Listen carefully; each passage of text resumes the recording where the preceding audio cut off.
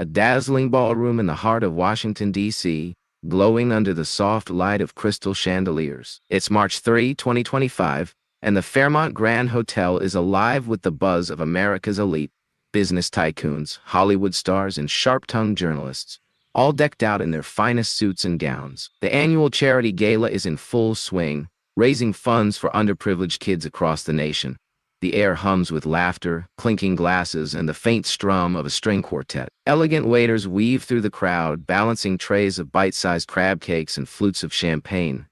It's the kind of night where power and glamour collide, and everyone's waiting for something big to happen. Tucked away in a quieter corner of the room sits Hunter Biden. At 55 years old, he's no stranger to the spotlight. Being the son of President Joe Biden will do that to you. But tonight, he's not here to steal it. Over 6 feet tall, with dark hair and a steady gaze, he cuts an impressive figure in his tailored Navy suit. He's only here because a family friend dragged him along, whispering that it'd be good for him to rub elbows with a different crowd. Unlike the schmoozers and spotlight chasers around him, Hunter seems content to just watch. His hazel eyes scan the room, calm and collected, like he's seen it all before. And trust me, he has. The night's rolling along smoothly. The quartet's playing something soft and classy, the hors d'oeuvres are a hit, and the chatter's warm and lively. But there's an electric vibe building. Everyone knows the keynote speech is coming. Weeks ago, they announced the speaker, a big-shot journalist from the progressive media scene, famous for their razor-sharp wit and take-no-prisoners style. Love them or hate them, they've got a reputation for stirring the pot, and tonight's no exception. People are practically on the edge of their seats, wondering what's in store. The MC steps up, all smiles, and introduces the journalist. The room quiets down fast. Glasses hit the tables, heads turn, and the energy shifts. Hunter leans back in his chair, his face impossible to read. Up struts the journalist, rocking a sleek black suit and oozing charisma. The crowd claps politely, but you can feel it. They're waiting for fireworks. This isn't just any speech. It's a chance for the journalists to flex their chops, maybe even ruffle some feathers. And boy, are they ready to deliver. They kick things off light and easy. DC traffic, am I right? They quip, grinning wide.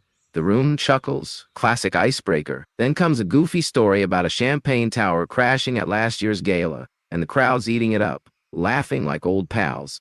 For a second, it feels like your typical fancy pants event. Polished, predictable, safe. But then, oh man, the tone flips. The journalist dives into politics and culture, tossing out zingers about senators, influencers, even the latest TikTok trends. Some folks nod along, others swap uneasy looks, the vibe's shifting and fast. Then it happens. They zero in on President Joe Biden. Say what you want about Joe, but the man's got a knack for keeping us on our toes, they say, smirking. From ice cream runs to Oval Office naps. He's the gift that keeps on giving. Scattered laughs ripple through the crowd, but it's patchy. Some love it, others squirm. Hunter is still as a statue, his hands resting on the table, giving nothing away. The journalist doesn't seem to notice him. Or maybe they just don't care. They barrel on, jabbing at Joe's policies, his gaffes, even that viral clip of him tripping up the Air Force One stairs. The giggles start to fade, replaced by a growing tension. You can feel it. They're building to something. And let's not forget, the journalist pauses, eyes glinting, Joe's real legacy, the next generation. I mean, Hunter Biden, folks. A gasp sucks the air out of the room. Heads whip toward Hunter's table. Spotlight be damned! He's the focus now! The journalist keeps going, all playful venom. Imagine growing up with Secret Service tailing you, your dad's face on every TV, and you're just trying to grab a burger without making headlines. Talk about a wild ride. A few nervous chuckles break out, but most folks freeze, jaws tight. It's a cheap shot and everyone knows it. The room's holding its breath. All eyes lock on Hunter, this 55-year-old suddenly center stage without asking for it. The journalist's words hang there, sharp and smug, waiting for a crack, maybe a blush, a glare, something. But Hunter? He doesn't budge, doesn't fidget, doesn't blink.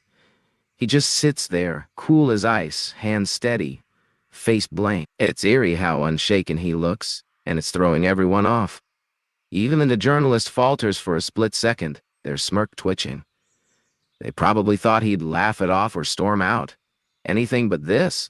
That stillness? It's not weakness, it's power. The room, buzzing with chatter just minutes ago, goes dead quiet. You can hear the faint clink of a glass somewhere, but that's it. Hunter's not just ignoring the jab. He's owning the moment without saying a word. People start whispering, shifting in their seats, the discomfort thick enough to cut with a knife. The journalist clears their throat. Tough crowd, huh? They mutter, forcing a laugh that lands flat. No one's buying it. Their swagger's crumbling, and fast. Then Hunter moves. Slow, deliberate. He slides his chair back, the soft scrape echoing like a gunshot in the silence. At over 6 feet, he stands tall, towering in that navy suit, his presence filling the room. Eyes widen, breaths catch. He's not just some kid anymore. He's a force. He glances around, taking in the sea of faces before locking eyes with the journalist. Without rushing, he steps forward, heading straight for the stage. Each footfall steady, his shoulders square, like he's walking into battle. But calm. So calm.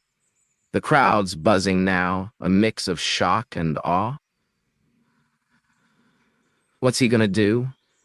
Yell? Throw a punch? No one knows, but they're hooked. He stops a few feet from the podium, standing tall under the spotlight. The tension's insane. Every second stretches out, heavy and electric. Then he speaks, his voice cutting through the hush like a razor. Thanks for the take, he says, steady and clear. No anger, no snark, just control. The journalist blinks, thrown off. The crowd leans in. I've spent my whole life watching people size me up.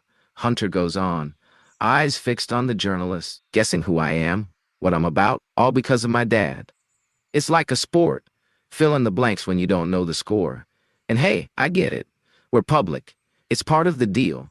The room's glued to him, hanging on every word. His voice is smooth but firm, way beyond his 55 years.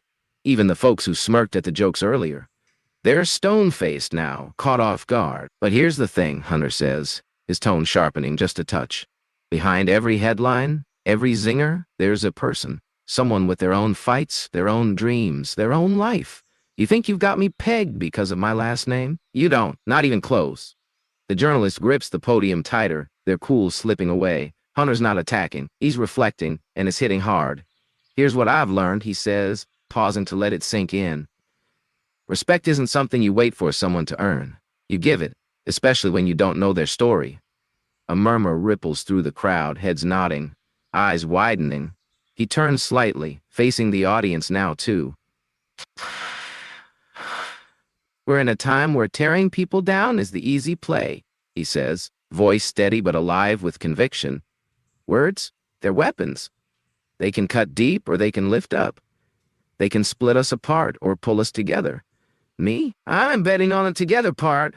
Holy cow, the room's spellbound. This isn't just a comeback, it's a wake-up call delivered with a quiet fire that's got everyone shook. Hunter locks eyes with the journalist again. Hope this gives you something to chew on, he says softly. No venom, just strength. Then he turns, walks back to his seat. Click, click, click.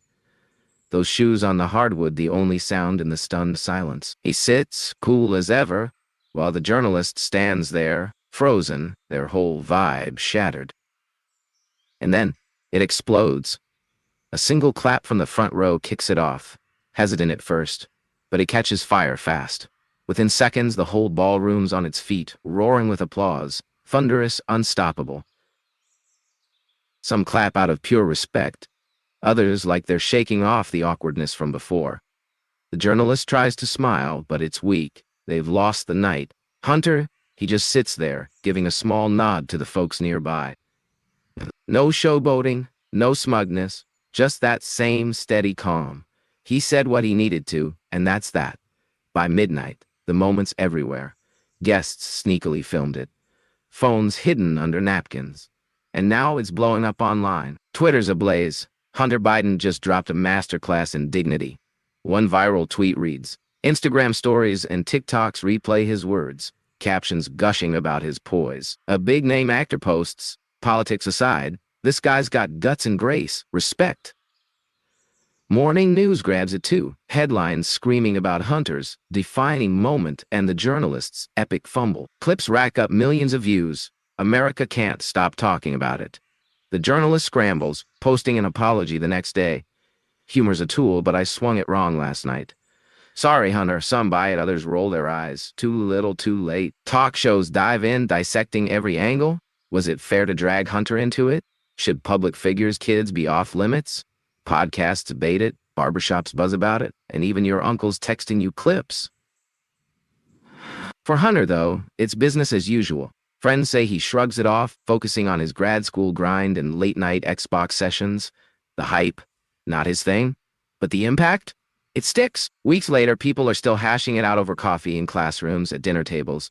Hunter's response wasn't just a flex. It was a mirror. Parents show their teens the video saying, "See? That's how you handle a bully." Teachers play it in class, sparking talks about empathy and standing tall. How often do we bite back instead of rise above? One prof asks, it's deep, real stuff, and it's cutting through the noise of a country hooked on outrage.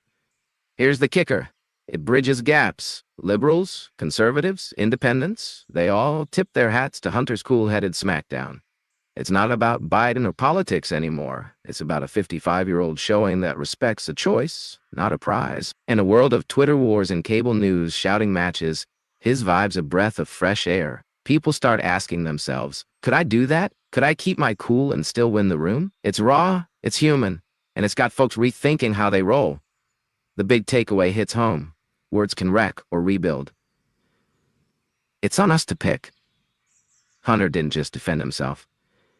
He flipped the script, reminding everyone that dignity's badass. Next time you're pissed, at a friend, a coworker, whoever, think of him up there, steady as a rock, choosing grace over grit. That's power. If this story fired you up, hit that subscribe button. We've got more real-life tales to spark your soul. Let's keep it rolling. What do you think? Drop your take below.